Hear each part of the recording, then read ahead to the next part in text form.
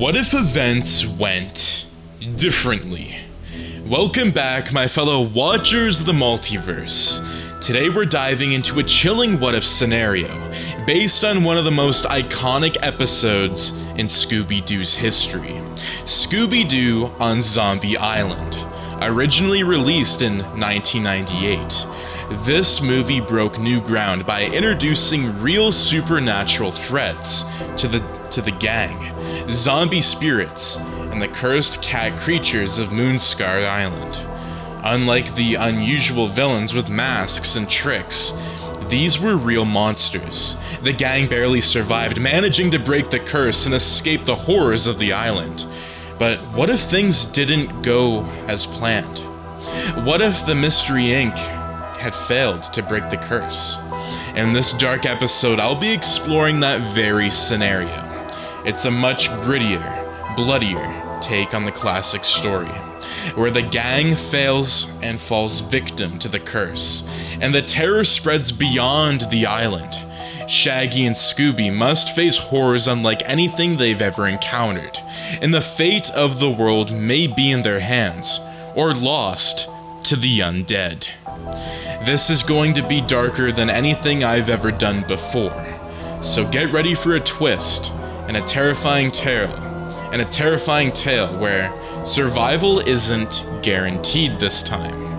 It's time to see what happens when the Mystery Inc. gang can't save the day. Happy Halloween, fellow watchers of the multiverse. And grab some popcorn, do whatever you need to do, and let's dive into the brand new What If episode. The island felt alive with something ancient, something long dead and buried beneath its marshy surface. As the wind rustled through the Spanish moss, hanging from the trees, a faint whisper could be heard, carried on the heavy, humid air. Moonscar Island, once peaceful in its eerie isolation, had become a place of nightmares. The sun had long since dipped below the horizon, leaving only the pale glow of the crescent moon to cast shadows that twisted unnaturally across the ground. Lena and Simone, their cat creature forms monstrous and otherworldly, stalked the gang through the ruins of the old plantation house. Their eyes glowing with an unholy light reflected the terror in the gang's eyes, as they tried desperately to fend off the growing number of undead that surrounded them. Shaggy clung tightly to Scooby, the familiar warmth of his best friend doing little to quell the rising tide of fear in his chest. The others, Fred, Daphne, and Velma, were trying to fight back, but they were losing. This time, it wasn't just a masked villain with a trick up their sleeve. This was real. The dead were walking, and the island's curse was more powerful than anything they had ever faced. Velma was the first to notice the shift. Something was wrong. They had been so close to breaking the curse, to stopping the evil that had haunted Moonscar Island for centuries. But the energy in the air had changed. It was as if the island itself was fighting back, refusing to let go of the darkness that had claimed it so long ago. Fred, something's not right, Velma muttered, her voice shaky. She clutched her chest, feeling a cold, clammy sensation creeping over her skin. We have to keep going, Fred urged, though his own voice wavered. We can't give up now. Daphne, pale and trembling, leaned heavily against Fred for support. I don't feel so good. Fred glanced at her, his face etched with worry. Daph, hang in there. We'll get through this. But deep down, they all knew something was terribly wrong. The gang had retreated to the decrepit old mansion that loomed over the island, seeking refuge from the horrors that lurked outside. The air inside was thick with the smell of decay and mildew, a reminder that this place had long been abandoned to the elements. The windows rattled in the wind, and the faint sound of moaning drifted through the cracks in the walls. Velma had collapsed first, her body giving out under the weight of whatever dark force had taken hold of her. She lay on the floor, her eyes wide and vacant, her breathing shallow. Fred knelt beside her, his hands trembling as he tried to rouse her. "Velma, come on, wake up," he pleaded. But there was no response. Her skin was cold to the touch, her usually sharp mind now dull and unresponsive. Shaggy watched from the corner of the room, clutching Scooby's collar, as if it were the only thing tethering him to reality. He had never seen Velma like this.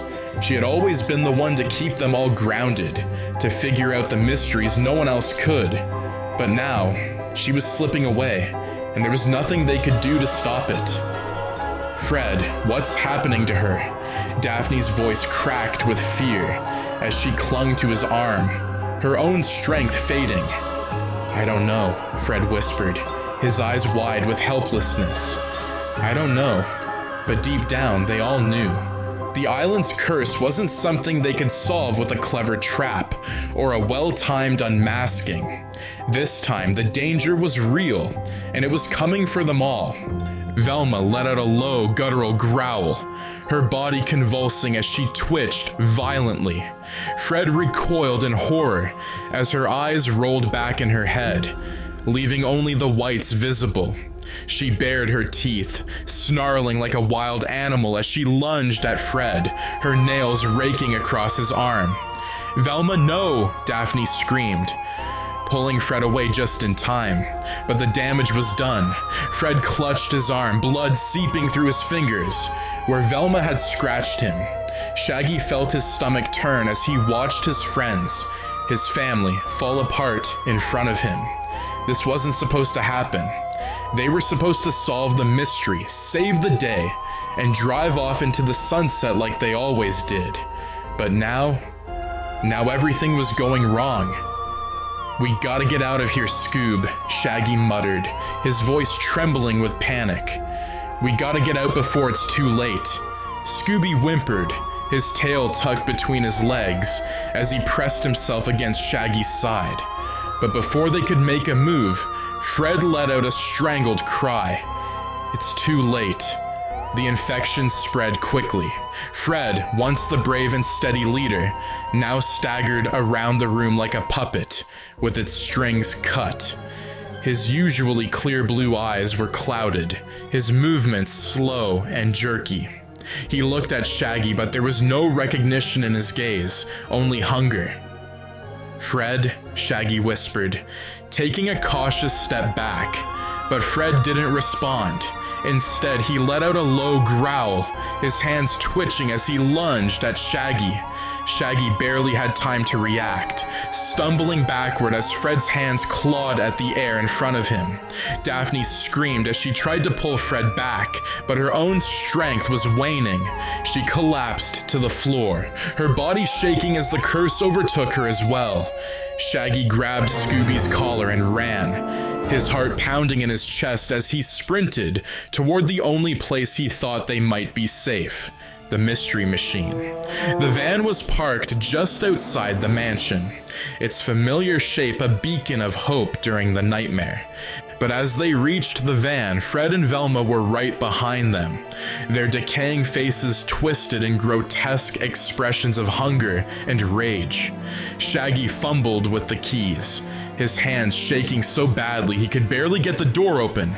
"Come on, Scoob, get in." Scooby jumped into the back of the van, just as Shaggy slammed the door shut, locking them inside.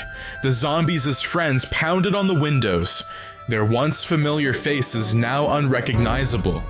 Shaggy's breath came in ragged gasps as he slumped against the door, his mind racing. How had it come to this? How had they gone from solving mysteries to fighting for their lives against an unstoppable force? "We gotta figure something out, Scoob," Shaggy muttered, his voice barely above a whisper. "We gotta get out of here." But then he heard it. A sound that made his blood run cold. Scooby let out a low, guttural growl, his body shuddering violently. Shaggy turned, his eyes wide with terror, as he saw his best friend's familiar brown fur turning sickly pale. Blood dripped from Scooby's mouth, his once bright, playful eyes now milky white. Scoob," Shaggy's voice cracked as he backed away, his heart pounding in his chest. "No, man, not you."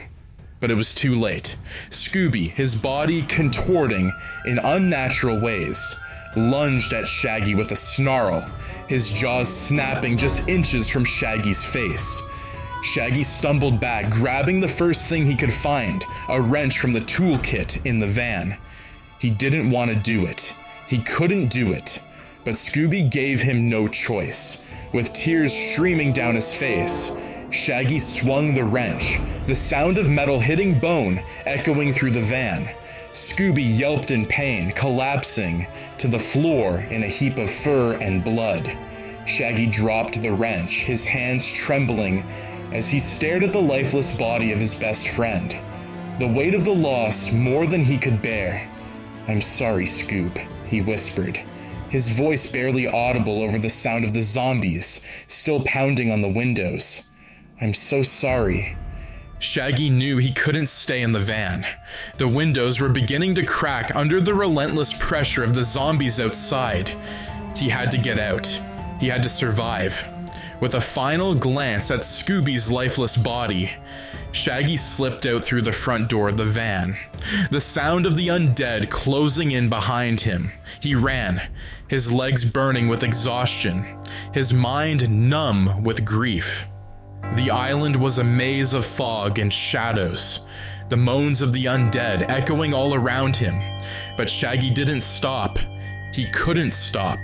Eventually, he found a small cave, hidden beneath a rocky outcrop near the edge of the island. It wasn't much, but it was shelter. He crawled inside, collapsing onto the cold, damp ground, his body shaking with sobs. For the first time in his life, Shaggy was truly alone.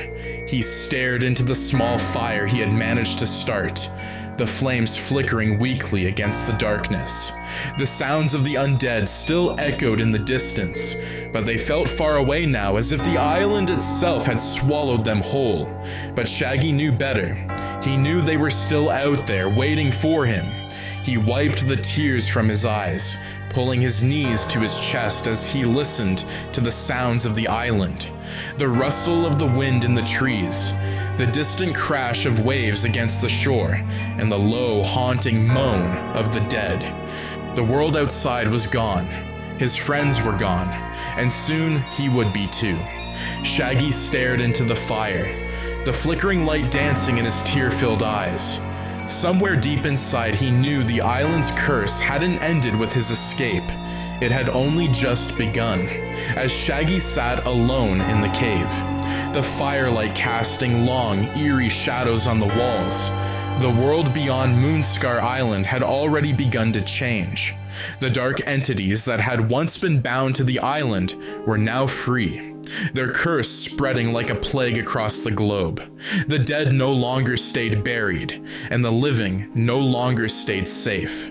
Cities crumbled as the undead rose from the earth, and the world Shaggy had once known became a twisted reflection of Moonscar Island, a world where there were no more mysteries to solve, only survival. And somewhere in the deepest recesses of his mind, Shaggy knew that he would never be safe again. The curse had claimed him, just as it had claimed them all. And that is going to be it for today's What If episode. Now, what did you think of Shaggy being the lone survivor and the virus spreading across the world?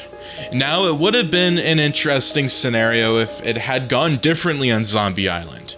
I personally remember watching this as a kid, and it's been so long. When originally I was going to do something completely different with this particular storyline, and then it clicked in my head that Zombie Island was probably one of my most favorite ones, and I was like, I'm gonna do a what if on this episode.